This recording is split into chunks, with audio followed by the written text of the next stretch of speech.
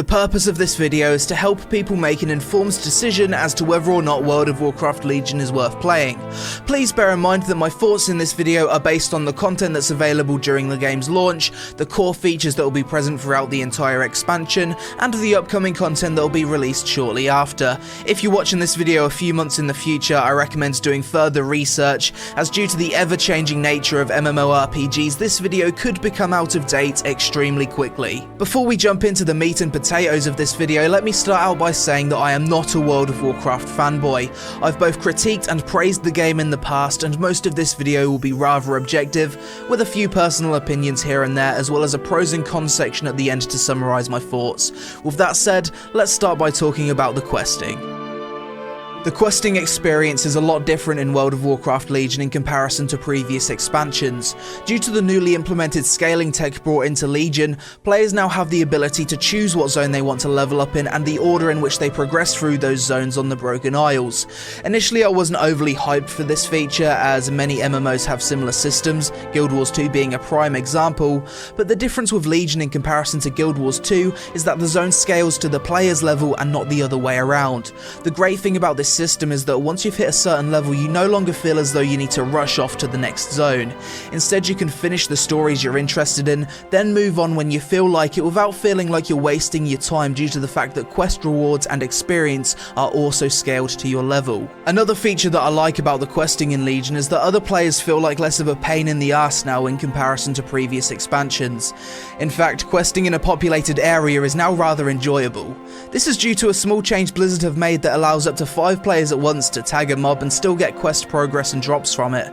I also think that this is something that heavily contributed to the launch of this expansion going so smoothly. Another improvement to the questing that you'll notice is the way that narrative's delivered. Throughout the main quests and dungeons in Legion, you'll get small boxes of text along with voice acting pop up to deliver story. This new method of storytelling has helped players like me who never read quest text have a much clearer understanding of what's actually going on. Aside from that, you've also got a ton of really well made cinematics throughout the questing that also help give you a good reason to care about the story and want to see how it all pans out. From a storytelling and narrative perspective, Legion has really hit the mark. In terms of actual quest design, I've noticed a lot more creativity and diversity in Legion in comparison to previous expansions. As always, you do have a lot of kill and collect quests, but to break it up you also have a ton of scenario quests, puzzle quests, exploration quests, and even racing style quests.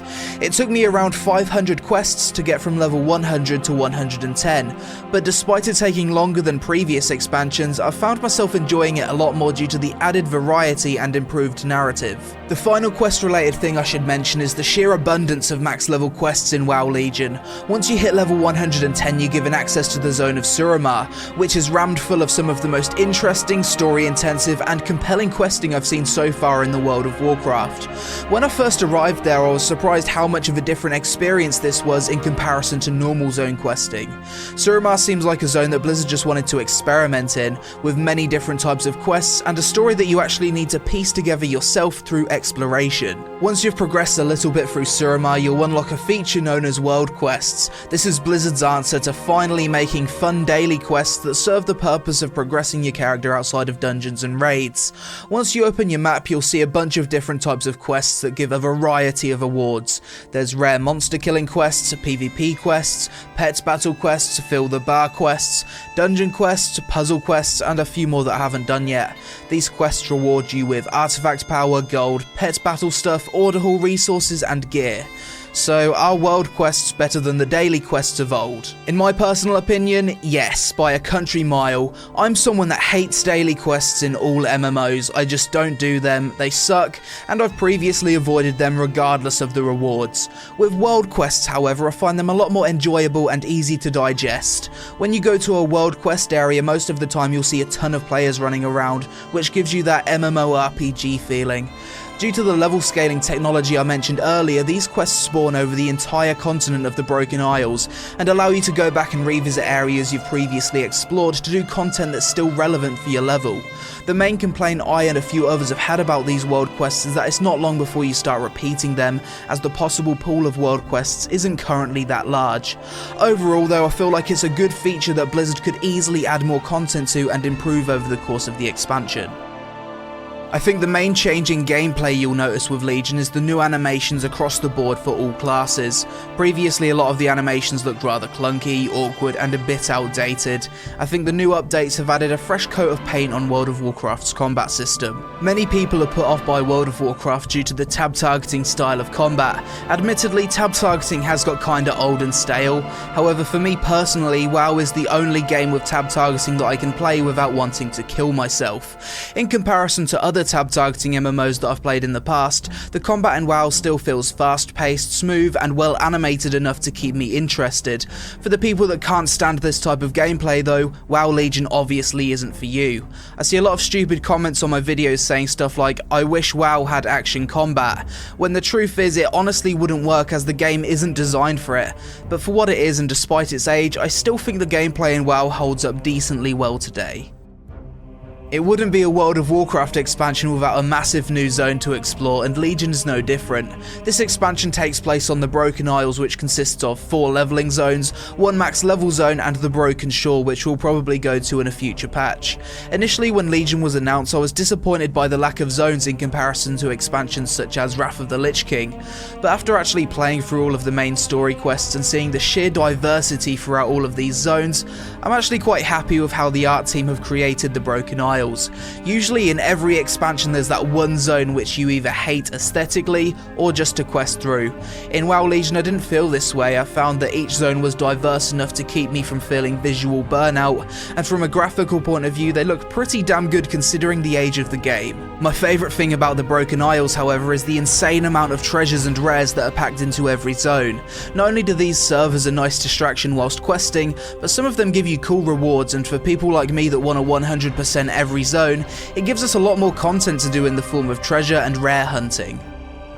Artefact weapons are something you'll be picking up rather quickly upon hitting level 100 and diving into the new content. A lot of these weapons hold significant lore value and will need to be leveled up via artifact power in their own separate talent tree. Personally, I have mixed opinions about the artifact weapons, as the way you obtain them feels a little bit rushed and anticlimactic at times, as well as it just feeling a little bit weird seeing every player running around with a unique and powerful weapon according to the lore. But if you can get past that, the thing I like about artifact weapons is the sense of progression you get from leveling them up and unlocking new traits. Gaining artifact power is definitely a grind, there's no getting past that, but a grind in an MMO isn't always a bad thing, as it does extend the life of the content and gives players something to work towards. Many of the world quests that I mentioned earlier reward you with artifact power, something that you'll find useful for a large portion of Legion, as maxing out your artifact weapon takes a long time.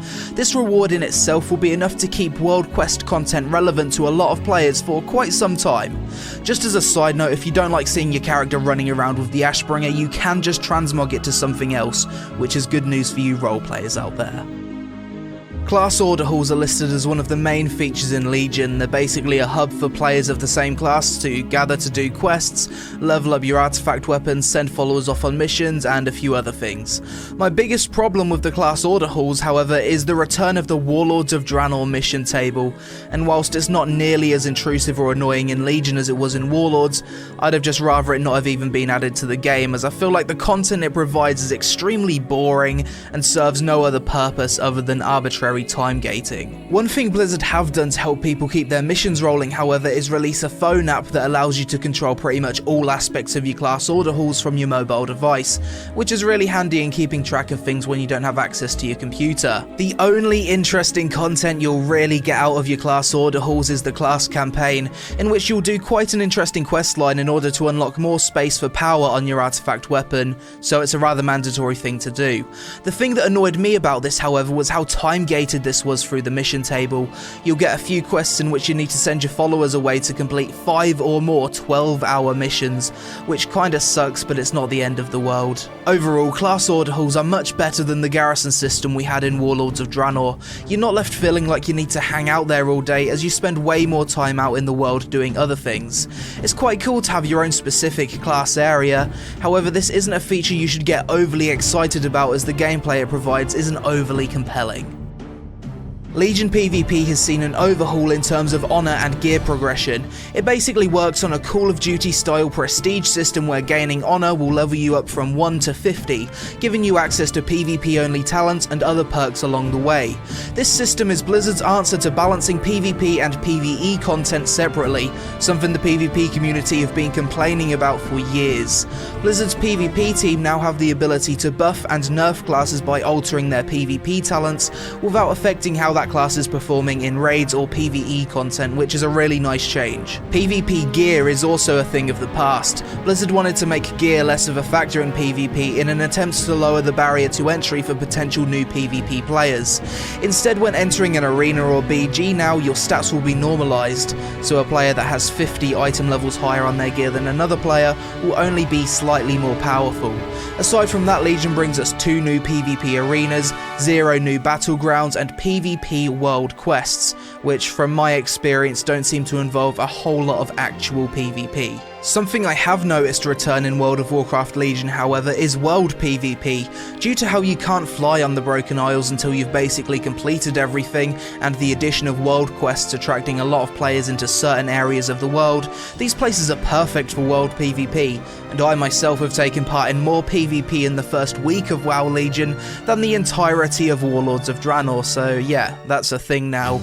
Oh, and the underbelly of Dalaran has also turned into a PvP zone death pit, in which just entering will flag you to attack everyone, even players of the same faction. Overall, I feel like the PvP changes in Legion are for the most part quite positive. Personally, I'd have liked to have seen a few new battlegrounds, but maybe that's something we'll get in a future patch, who knows. In terms of dungeon content, Legion launches with 10 dungeons, but I don't want to focus on the dungeons themselves too much, as there's not really a whole lot to be said about them. Instead, I want to talk about the new dungeon difficulty system added to the game for Legion. So, you know how in recent expansions, dungeon content was pretty much irrelevant after the first few weeks of the expansion? Well, in WoW Legion it seems like Blizzard have actually found a way to make sure that's not the case with the Mythic Plus dungeon system. Let me explain how this works. There's 3 initial difficulties for dungeons: normal mode, which you'll do whilst leveling, heroic mode, which is basically the same level of difficulty as normal mode from past expansions, and mythic mode, which is the same difficulty as the old heroic dungeons. After that you have Mythic Plus. So once you complete a dungeon on Mythic, you'll be given a keystone. The next time you enter that dungeon on Mythic, you'll need to place this keystone into the challenger's pedestal at the start of the dungeon to upgrade the difficulty to Mythic level 2, then Mythic 3, and so on, getting harder and harder, as well as applying modifiers such as debuffs, less threat generation, and exploding corpses, until you're at the point where it's too hard to continue. These Mythic Plus dungeons will also reward you with better loot based on your difficulty. For example, Mythic 1 rewards you with item level 840 gear, whereas Mythic 10 gives you item level 885 gear. This system should ensure that no matter how good or bad you are at World of Warcraft, there will always be challenging and rewarding 5-man content, and even opens up the possibility for more dungeons to be added to the game later in the expansion's lifecycle. Overall, the changes Blizzard have made to the dungeons in Legion are one of my favourite features of the expansion, and I can't wait to dive into the higher levels of Mythic Plus. For the first time in years, professions in World of Warcraft have finally received a bit of love. Not only has the profession UI gone through an overhaul, but each profession in Legion has its own specific quests that will send you out into the world to do stuff related to that profession in order to unlock new recipes, materials, and a few other things. I don't really do much profession stuff myself, so I can't really talk about it too much, but it's nice that there's some new quality of life changes for the people that do enjoy this content. The final thing I want to talk about before we jump into the pros and cons and my own personal opinion about Legion is future content, as the first month of almost every expansion has been relatively well received. Yes, even Warlords of Draenor, and look how that turned out. Personally, I feel like Legion is the expansion that will either make or break World of Warcraft. So far, my early impressions of it are quite positive. However, if Blizzard don't create enough content to support the expansion post-launch, then it'll be like Warlords of Draenor all over again. Luckily though, we have seen some early signs that do indicate that there's a lot more content on the way. Before Legion was even released, Blizzard announced patch 7.1, which will be released in between the first and second raid tiers, and will feature a 9-boss Karazhan dungeon mythic only revamp, as well well as a small 3-boss raid to tie up the story of Stormheim and a Suramar campaign. If you look back to Warlords, patch 6.1 wasn't even announced until a few months after the expansion's launch, and all it really added to the game was a selfie camera, so already it looks like the first few months of Legion is going to have a lot of content. Hopefully they can carry it through to the end. So as always with my Is It Worth Playing videos, we're now going to talk about the pros and the cons, the good things and the bad things. This part's always a little bit subjective, so don't get too triggered if I list something that you enjoy as a con. The new combat animations help the game feel a bit more up to date despite the tab targeting combat system.